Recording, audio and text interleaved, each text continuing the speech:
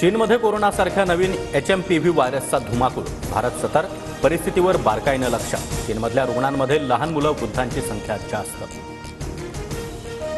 छगन भुजबळांचा नायगावात मुख्यमंत्री फडणवीसांसोबत एकाच गाडीतून प्रवास. सावित्रीबाई फुले यांच्या जयंतीनिमित्त आयोजित कार्यक्रमात दोघे एकत्र. भाषणामध्ये भुजबळ आणि फडणवीसांकडून एकमेकांचं कौतुक. चाकणमध्ये शरद पवार आणि छगन भुजबळ यांची माजी आमदाराच्या घरी एकत्र चर्चा. ज्योतिबा फुले आणि सावित्रीबाई फुले यांच्या पुतळा अनावरण सोहळ्यात दोघांचा एकत्र प्रवास. बीड हत्या प्रकरणामध्ये फरार आरोपींना मदत करणारे 3 संशयित ताब्यात.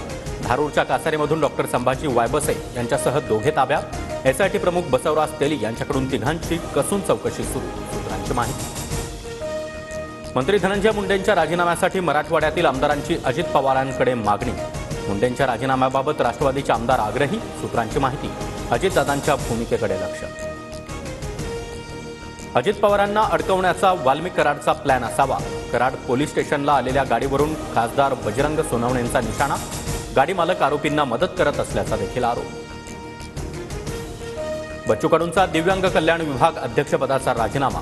दिव्यांग विकासासाठी काम होत नसल्यानं नाराजी. उपमुख्यमंत्री एकनाथ शिंदेंकडे राजीनामा सोपवला. सुरक्षा काढून टाकण्याची देखील विनंती. राजन साळवी ठाकरे गट सोडणार असल्याच्या चर्चा. माझ्यावर अन्याय झाल्याचं पदाधिकाऱ्यांचं म्हणणं. योग्य वेळी योग्य निर्णय घेणार. राजापूरमधील संवाद मेळाव्यात साळवींचं सूचक वक्तव्य. सत्कारावेळी छत्रपती शिवरायांचा जिरेटोप घालण्यास मुख्यमंत्री फडणवीसांचा नम्रपणे नकार. फडणवीसांनी जिरेटोपाला नमन करत परत केला. नववर्षात साईचरणी कोट्यवधींचं दान. नाताळच्या सुट्ट्या आणि नवीन वर्षाच्या स्वागतावेळी भाविकांकडून 16,61,80,000 रुपयांचं दान प्राप्त. 9 दिवसात 8 लाखांपेक्षा अधिक भाविक साईचरणी नतमस्तक.